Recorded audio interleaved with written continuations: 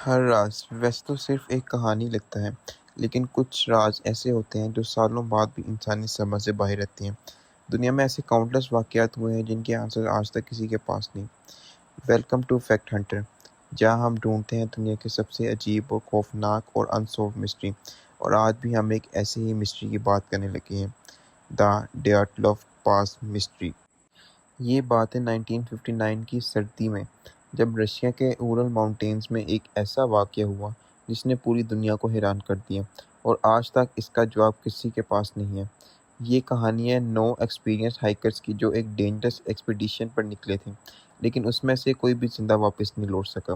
آخر کیا تھی اس کی وجہ؟ اس سفر کو لیڈ کر رہا تھا ایک ینگ اور اسکلڈ یونیورسٹی اسٹوڈنٹ جس کا نام ڈیاٹلف تھا۔ اس نے اپنی ٹیم کے ساتھ ایک ڈیفیکلٹ ماؤنٹین روڈ کو کمپلیٹ کرنے کا پلان بنایا تھا۔ یہ کوئی عام ٹورسٹ نہیں تھے، بلکہ ٹرینڈ ہائیکرز تھے جنہیں ایکسٹریم ویدر کنڈیشنز میں سروائیو کرنا تھا۔ سب ایکسائٹیڈ تھے، سب کانفیڈنٹ تھے، اور کسی کو ذرا بھی اندازہ نہیں تھا کہ یہ سفر ان کی زندگی کا آخری سفر ثابت ہوگا۔ سفر شروع ہوا اور ٹیم دھیرے دھیرے برف سے ڈھکے ماؤنٹینز کے اندر گم ہوتی گئی۔ سرد ہوائیں چل رہی تھیں، درجہ حرارت تیزی سے گر رہا تھا، لیکن سب کچھ ابھی تک ٹھیک لگ رہا تھا۔ لیکن اچانک طوفان آ گیا۔ سب نے سوچا، متفقہ فیصلہ کیا کہ کیوں نہ ہم لوگ سب مل کر ایک ٹینٹ لگا لیں۔ تو سب نے ٹینٹ لگا لیا، لیکن طوفان نے اپنی شدت برقرار رکھی۔ طوفان تیزی سے بڑھتا گیا اور کچھ لوگ کافی ڈر گئے تھے۔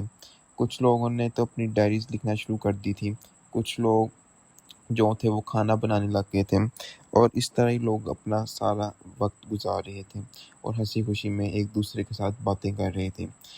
سب کچھ ٹھیک چل رہا تھا ابھی تک، کوئی مسئلہ نہیں تھا، کوئی پریشانی نہیں تھی، سب خوش تھے، سب ریلیکس تھے، کوئی ڈر والا ماحول نہیں تھا۔ لیکن اچانک ایک بہت عجیب سی حرکت ہوتی ہے۔ سب لوگ 9 کے 9 لوگ اپنا ٹینٹ چھوڑ کر کہیں چلے جاتے ہیں، اور کسی کو کچھ پتہ نہیں ہوتا کہ وہ کہاں گئے۔ اور ایسے ہی وہ 9 کے 9 لوگ کہیں گم ہو گئے، اور آج تک ابھی تک ان کی کوئی خبر نہیں کہ وہ 9 کے 9 لوگ کہاں گئے۔ ریسکیو آپریشن شروع ہوا۔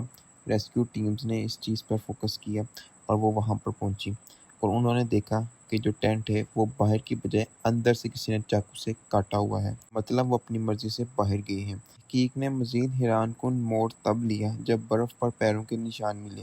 یہ نشان واضح بتا رہے تھے کہ لوگ بنا جوتوں کے، اور کچھ تو بنا مکمل سردی کے لباس کے، شدید سردی میں جنگل کی طرف بھاگ رہے تھے۔ سوچو، -20 درجہ حرارت، اندھیرا اور تیز برف باری، اور تجربہ کار ہو یا جو بھی ہو، یا جتنا بھی ماہر ہو، وہ آخر پھنس ہی جاتا ہے۔ سوال یہ ہے کہ آخر انہیں کس چیز نے اتنا ڈرایا؟ آخر وہ کیا چیز تھی جنہوں نے انہیں مجبور کر دیا کہ وہ اپنا ٹینٹ چھوڑ کر بھاگ جائیں؟